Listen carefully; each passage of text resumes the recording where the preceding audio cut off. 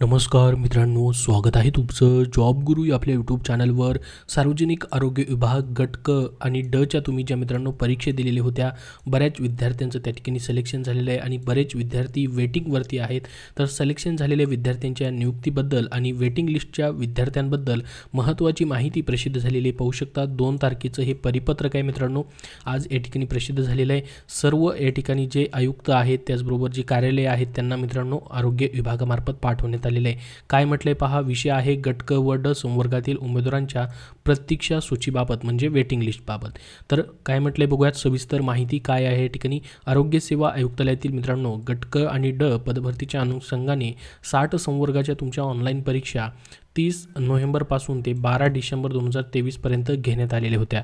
सदर ऑनलाईन परीक्षेच्या निकाला आधारे उमेदवारांची गुणवत्ता सूची आणि निवड सूची विभागाच्या संकेतस्थळावरती आपल्याला माहीत असेल प्रसिद्ध करण्यात आल्या होत्या आणि त्या आधारे मित्रांनो उमेदवारांच्या कागदपत्राची पडताळणी करून सदर उमेदवारांना समउपदेशना द्वारे नियुक्ती देण्याची कार्यवाही संबंधित नियुक्ती प्राधिकारी यांच्याकडून करण्यात येत असून उपदेशनाची पहिली फेरी आता पूर्ण झालेली आहे. तर बघा, पहिली फेरी जी आहे या ठिकाणी डॉक्युमेंट व्हेरिफिकेशन ती कंप्लीट झाली आहे. त्या अनुषंगाने आता समउपदेशनाद्वारे उमेदवारांना नियुक्त्या देणे, उमेदवारांची प्रतीक्षासूची तयार करणे व तदअनुषंगिक कार्यवाही करण्याकरिता खालीलप्रमाणे कार्यपद्धती विहित करण्यात येत आहे किंवा विहित करून देण्यात येत आहे. तर पुढचे वेटिंग लिस्ट आणि ज्यांचं डॉक्युमेंट व्हेरिफिकेशन झालेलं त्यांना नियुक्त्या देण्याबद्दल काय या ठिकाणी कार्य केलं जाणार आहे त्याच्याबद्दलचीच माहिती मित्रांनो याच्यामध्ये देण्यात आलेली आहे. तर काय माहिती आहे आपण सविस्तरपणे पाहूयात. पहिला पॉईंट आहे, परीक्षेतून गुणवत्तेनुसार निवड झालेले काही उमेदवार पहिल्या समुपदेशन फेरीमध्ये गैरहजर असल्यास त्यांना दुसरी संधी देण्यात यावी. तर बघा, पहिल्या फेरीमध्ये ज्यांनी डॉक्युमेंट व्हेरिफिकेशन केलं नाही त्यांना अजून एक संधी दिली जाणार आहे. दुसऱ्या संधीतही जर तो उमेदवार गैरहजर राहिलास तर त्यांना तिसरी व शेवटची संधी देण्यात यावी. जर दुसऱ्याही संधीत तो आला नाही तर त्याला अजून एक संधी दिली जाणार आहे, शेवटची संधी. ठीक आहे. तर त्यानंतर तिसरा पॉईंट पहा, समउपदेशनाकरिता 3ही संधीत जर उमेदवार उपस्थित न राहिल्यास त्याची निवड रद्द करण्यात येत असल्याची लेखी आदेश संबंधित उमेदवारास डाकदेय पत्राने पाठवण्यात यावेत. तर ही अशा पद्धतीने डॉक्युमेंट व्हेरिफिकेशनची प्रोसेस असणार आहे मित्रांनो. पहिल्या फेरीत जर आला नाही दुसऱ्या फेरीत बोलवलं जाईल, तिसऱ्या वेळेस जर आलेलं नाही तर त्यांचं या ठिकाणी नियुक्ती आदेश रद्द केले जातील असं त्यांना पत्र पाठवलं जाईल. त्यानंतर पहा मित्रांनो, चौथा पॉईंट आहे, समउपदेशनाकरिता 3ही संबंधित केलेल्या उमेदवारांचे निवड रद्द करण्यात आलेल्या उमेदवारांचे अभिलेख तयार करण्यात यावेत. तर तसे रिपोर्ट तयार केले जातील.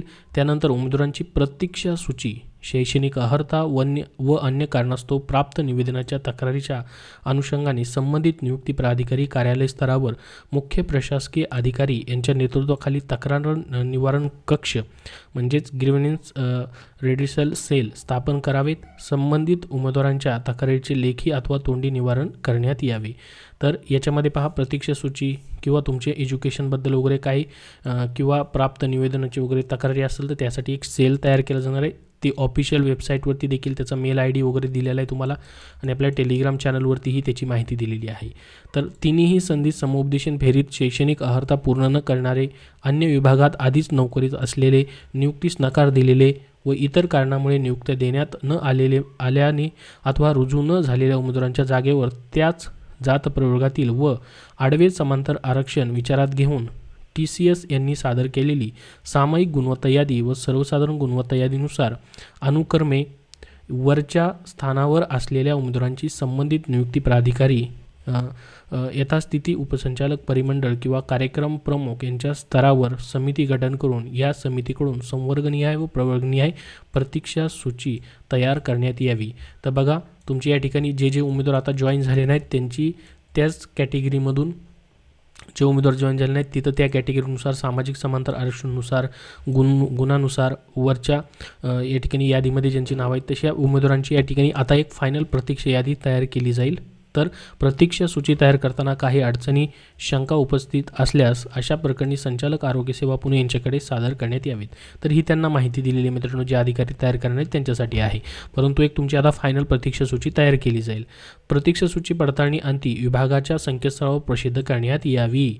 तर पहा, तुमची वेटिंग लिस्ट आता फायनल लागेल मित्रांनो आता समजा तुमच्या पहिल्या वेटिंग लिस्ट लागलेलेच आहे, त्यात तुमचं नावच आहे, परंतु आता फायनलाइज अजून देखील केलं जाईल, कारण की वरचे जे उमेदवार या ठिकाणी जॉईन झालेले नाहीत, निवड झालेले उमेदवार जे आहेत ते जॉईन होणार नाहीत किंवा डॉक्युमेंट व्हेरिफिकेशन करणार नाहीत, त्या ठिकाणी आता जेवढ्या जागा रिक्त होतील अजून प्रतीक्षा यादीमधील पुढच्या उमेदवारांना अजून मित्रांनो या ठिकाणी संधी भेटणार आहे. ही तुमच्यासाठी गुड न्यूज या ठिकाणी असेल, कारण की अजून जास्त वेटिंगमधल्या उमेदवारांना या ठिकाणी जास्त प्रमाणामध्ये मित्रांनो संधी भेटेल. बरेच विद्यार्थी जॉईन झालेले नाहीत त्याच्यामुळं.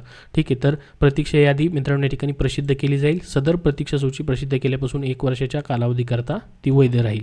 1 वर्षासाठी मित्रांनो वैध राहील. 1 वर्षामध्ये अजून जेवढ्या जागा रिक्त होतील मित्रांनो, तर त्या वेटिंग लिस्टमधील उमेदवारांना बोलवलं जाऊ शकतं. म्हणजे ज्यांनी जॉईन केलं आहे, समजा त्यांनी राजीनामा दिला किंवा जॉईन केल्यानंतर काही दिवसांनी काम सोडलं, तर प्रतीक्षा यादीतील वेटिंग लिस्टमध्ये उमेदवारांना 1 वर्षामध्ये या ठिकाणी बोलवलं जाईल.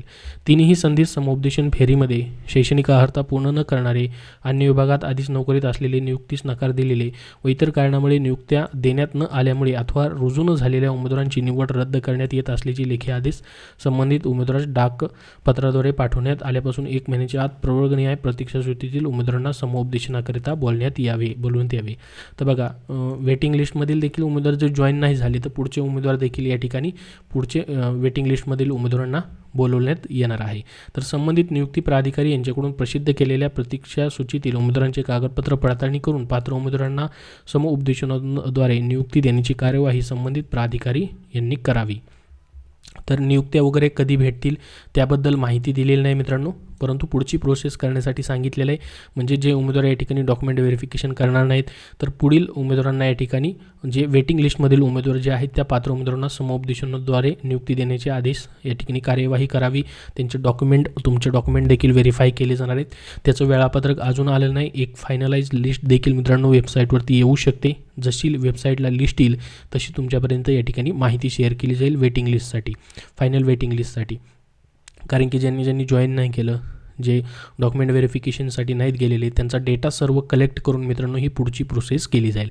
याला थोडासा अजून वेळ लागेल, परंतु हळूहळू ही संपूर्ण प्रोसेस मित्रांनो चालू होणार आहे. तर हीच एक महत्त्वाची माहिती तुम्हाला या व्हिडिओमध्ये द्यायची होती. त्यासाठी या व्हिडिओला नक्की लाईक करा. पुढील अपडेट्ससाठी आपल्या चॅनलला सबस्क्राईब करून ठेवा. धन्यवाद. मित्रांनो, सध्याच्या सरळ सेवा पदभरतींसाठी तुम्हाला पुस्तक हवं असेल तर विजयपद पब्लिकेशन पुणे यांनी सध्याच्या 17,000 पदांच्या पोलीस पदभरतींसाठी पोलीस भरती प्रश्नपत्रिका संच 2023मधील सर्व प्रश्नपत्रिकांचा या पुस्तकात त्यांनी समावेश तुम्हाला करून दिलेला आहे.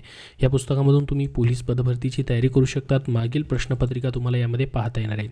त्याचबरोबर मित्रांनो, आरोग्यसेवक असेल किंवा आरोग्य सेविका या पदांसाठी तुम्हाला तांत्रिक प्रश्नांसाठी आरोग्य विभाग तांत्रिक डायरी हे त्यांचं पुस्तक प्रसिद्ध झालेलं आहे, ज्यामध्ये मित्रांनो TCS IBPS पॅटर्ननुसार आहे आणि आरोग्य विभाग टॉपिक निहाय तांत्रिक प्रश्न हे देखील तांत्रिक डायरी या पुस्तकावर आधारित पुस्तक त्यांचं आहे.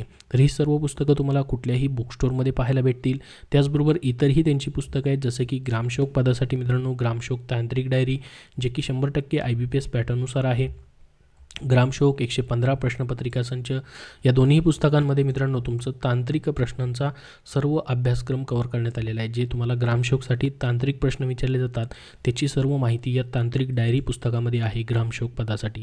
त्यानंतर मित्रांनो, सामान्य ज्ञान हा विषय देखील तुम्हाला कॉमन विषय असतो प्रत्येक परीक्षामध्ये. सरळ सेवेची TCSनी किंवा IBPSने परीक्षा जरी घेतली तर त्यासाठी वन लाईनर स्वरूपामध्ये त्यांनी आतापर्यंत झालेल्या 400+ प्रश्नपत्रिकांमधून GS आणि GK या प्रश्नांचा या पुस्तकामध्ये समावेश करून तुम्हाला हे पुस्तक प्राप्त करून दिलेलं आहे. त्याचबरोबर वाहन चालक पदासाठी देखील तांत्रिक प्रश्नांसाठी त्यांचं पुस्तक प्रसिद्ध आहे. SSC साठी देखील मराठीमधून पुस्तकं आहेत. तर ही सर्व पुस्तकं मित्रांनो विजयपद पब्लिकेशन पुणे यांनी प्रसिद्ध केलेली आहेत. प्रत्येक सरळ सेवा पदभरतीसाठी तुम्हाला उपयुक्त आहेत. तुम्ही कुठल्याही बुक स्टोअरमधून खरेदी करू शकतात किंवा ऑनलाईन देखील तुम्हाला उपलब्ध होऊन जातील.